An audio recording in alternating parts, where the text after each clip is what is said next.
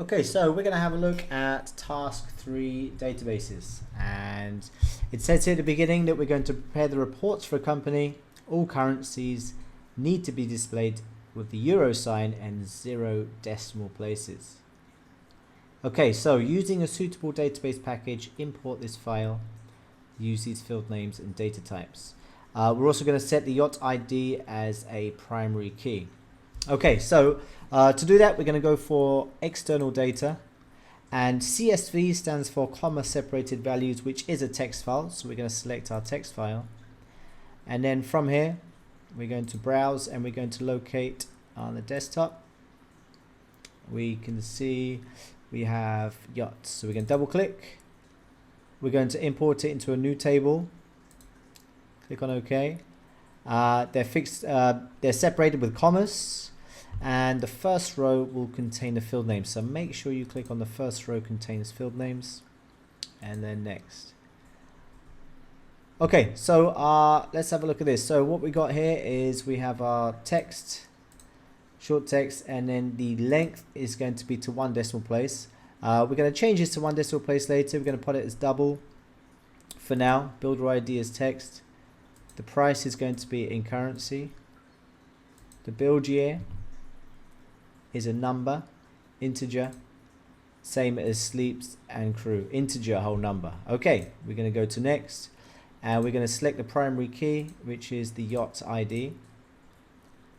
Next, and finish.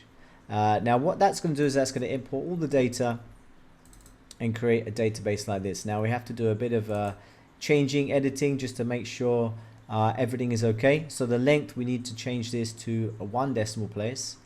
So to do this, we need to close this table down first. Okay, so we go to our home tab, and then we look on our design view. So we look at the design view, and we've got a list here of all the different fields. Now, okay, so we're going to have a look at the length.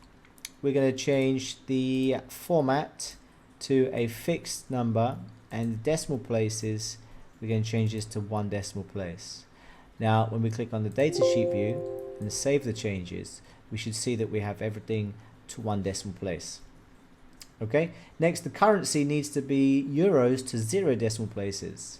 So we're going to go back, we're going to go to our currency, and again we're going to change our format as currency euros to 0 decimal places. We click on the change the view, and we should see we have euros to 0 decimal places. It says save the data, take a screenshot showing the field names and types used in the table. Okay, so the screenshot will be the Shift, Windows and S button, and we want to show this area for the screenshot.